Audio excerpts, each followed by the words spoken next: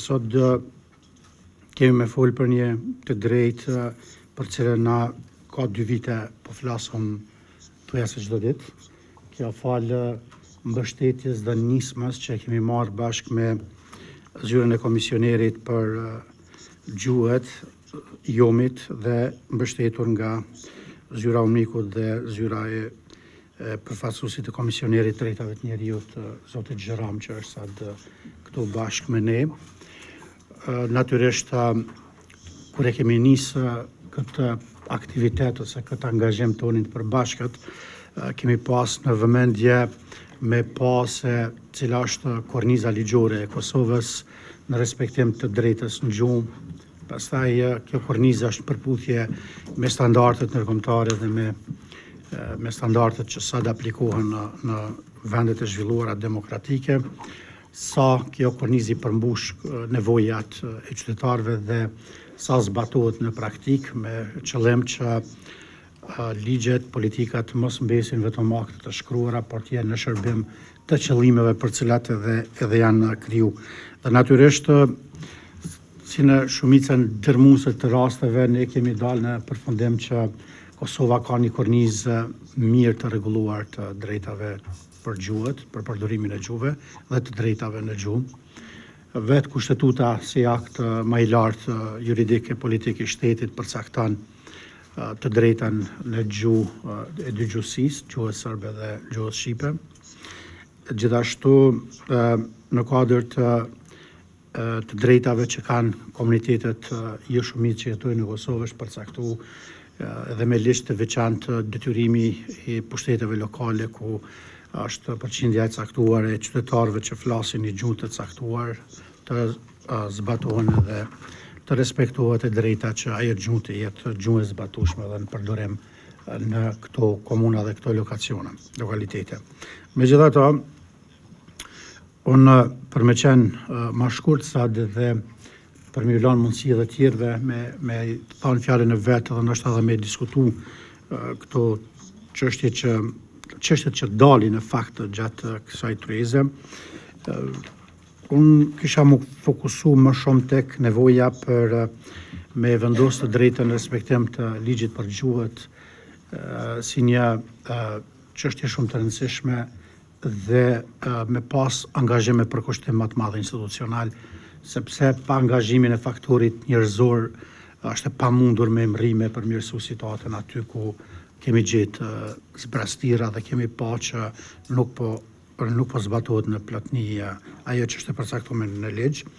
E për me ekzistu kjo natyrisht kërkohet vullnet politik dhe vullnet institucional, që deklarativisht nuk mungon në të gjitha diskutimet e tryezat, gjithmonë thuhet zëshëm që ekziston ky vullnet politik, po që në realitet pastaj nuk pason me veprime konkrete si në rritjen e kapaciteteve të burimeve njerëzore, ashtu edhe në shtimin e kapaciteteve financiare, sepse të drejtat gjuhësore kanë një kosta dhe për këto duhet jemi të vetëdijshëm të gjithë e para së gjithash institucionet. Dhe nëse dëshirojmë të jemi shembull i mirë i zbatimit praktik të politikave, ligjeve që ne miratojmë vetë, atëherë secili ligj duhet më përcjell me mekanizmat parashikuar në atë ligj dhe fuqizimin e funksionalizimin e atyre mekanizmave për me mujtë mi zbatu dhe mi realizu përgjithësitë që dalin nga ligji. Këto dy aspekte besoj ka ngecje dhe ka mangësi. Danas je dan kad se okupljamo povodom Međunarodnog dana ljudskih prava i moramo se podsjetiti osnovnih principa koji čine temelji našeg društva, a to su sloboda, jednakost i dostojanstvo za sve. Ove godine slavimo ne samo napredak koji smo postigli, već i izazove sa kojima se i dan danas suočavamo kako bismo osigurali da ovi principi postaju stvarnost za sve nas. Kao povjerenik za jezik je moja misija se temelji na osnovnom ljudskom pravu, pravu na jezik. To je više od samog i pukog sredstva komunikacije. On je suština kulture, identiteta i pripadnosti. Oblikuje nas kako vidimo svet i kako svet vidi nas. Poštovati i zaštititi jezičku raznolikost znači poštovati ljudsko dostojanstvo svih ljudi. Kosovo jeste višejezično društvo i predstavlja mozaik jezika i kultura. Ustav prepoznaje ovu raznolikost kao snagu, dajući ravnopravni status albanskom i srpskom jeziku, kao i pravo ostalih zajednica da koriste svoj jezik u komunikaciji sa institucijama i u svakodnevnom životu. Ustav jeste da predstavlja neki svetionik nade, ali se u suštini i ne poštuju na svakodnevnom nivou. Stvarnost na terenu nas podsjeća da sprovođenje ovih prava zahteva stalni trud, budnost i posvećenost. Jezička prava su ljudska prava. Kada se ljudima uskrati pristup obrazovanju, javnim uslugama, pristup pravdi i njihovom maternjem jeziku, oni su praktično isključeni iz punog učešća u društvu. Naša je zajednička odgovornost da osiguramo da se niko na Kosovu ne osjeća marginalizovano ili bez glasa zbog jezika koji govori. Na ovaj dan ponovo se obavezujemo na sledeće principe i moramo se obavezati na sledeće principe, a to je obezbediti pristup, da javne institucije moraju nastaviti da pružaju usluge na svim službenim jezicima i osigurati da prevodi budu tačni, pravovremeni i smisleni. Promovisanje inkluzije, škole, mediji, javni prostori treba odražavaju našu jezičku raznolikost, postičući međusobno razumevanje i poštovanje. Zatim, održavanje odgovornosti. Moramo ojačati mehanizme za praćenje i rešavanje kršenja jezičkih prava i osigurati da se svaki glas čuje i poštuje. I konačno, da se poštuje raznolikost. Da prihvatimo naše razlike kao izvor snage i obogatimo našu kulturnu baštinu promovisanjem višejezičnosti i dijaloga. So I should share with you a few thoughts, but let me, because we are talking about languages, let me greet you in the two languages, Mir pasdite, dober dan, and allow me in my native language, marhaba, welcome. Today, we mark International Human Rights Day 2024. This day is not just a reminder. It's time for us to pause and reflect. It is indeed a call to reflect on our commitment to human dignity, equality, and justice. And both the Ombudsperson and the Language Commissioner mentioned that. These are the pillars of human rights. This year's theme is our rights, our future, right now. Speaks to the urgency of our mission. And this represents a reminder. Human rights are not just ideals, all principles reflected in a document adopted 76 years ago. They are real. They are part of our daily life. They shape us as human beings, and they shape our societies. They guide our path. They enable us to build partnership and to have better understanding of the others. And they remind us that every person deserves to live with dignity and opportunity.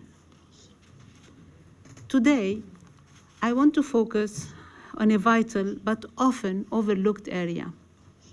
And this area has been touched upon by the Ombudsperson and the Commissioner on Languages, the language rights. Because language is not just about words. I just greeted you in 3 different ways, just to convey the same message. And I hope you understood me when I was greeting you in 3 different languages, because the message is here. It's the attitude, it's the communication, it's looking into the eyes of the people and tell them, marhaba. And now you leave the room and you will remember, marhaba in Arabic means mir pasdite and doberdan. It is a tool to empower people. It allows us to participate fully, yes, fully in society. Without language rights, people are excluded, they are silenced, and their potential is lost. Imagine you have voiceless people in the 21st century. I wanted to commend you, Mr. Ombudsperson. I know that you were working relentlessly with the Office of the Language Commissioner to work in protecting language rights in Kosovo. Your efforts, and it showed, turned laws into action. But realities on the ground demonstrate that more needs to be done. Progress has been made. Romani language translators are now in Prizren and Gračanica. Training from municipal translators is underway. Joint monitoring visits are holding institutions accountable. But again, much more remains. Language rights are not optional. They are essential. They enable participation in public affairs, in society. The full implementation of the law on the use of language is critical, but it will not happen without increased resources and increased determination from all the institutions in close partnership. It's really an honor to be here with all of you to celebrate or to mark International Day of Human Rights. I think it's a great opportunity to look a little bit and reflect a little bit where we are as humanity in terms of respecting and promoting the human rights. And it's a very basic principle saying that every human, we are all equally entitled to our human rights. Where are we in our equality, in dignity and rights? Because this is all what it is about. It is about the fact that the human rights are just part of our daily life, and disrespectful of who we are, where we come from, where we are. We all have same rights and should have same opportunities and same environment to execute our rights in practice.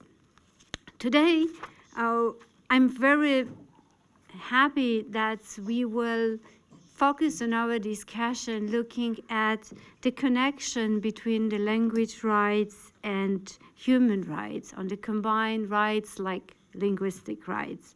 The rights of one's own language in legal, administrative, and judicial acts, language education, and media also in a language understood and freely chosen by those concerned. So today would be a great opportunity to look also at what is actually happening on the ground. And I hope we will hear today very important messages, but also maybe some check on the ground situation from the civil society organization and community members, or where exactly the gaps are. We all know that the language is either a connector or divider. Is it becoming more a connector, or is it still maybe more like a divider?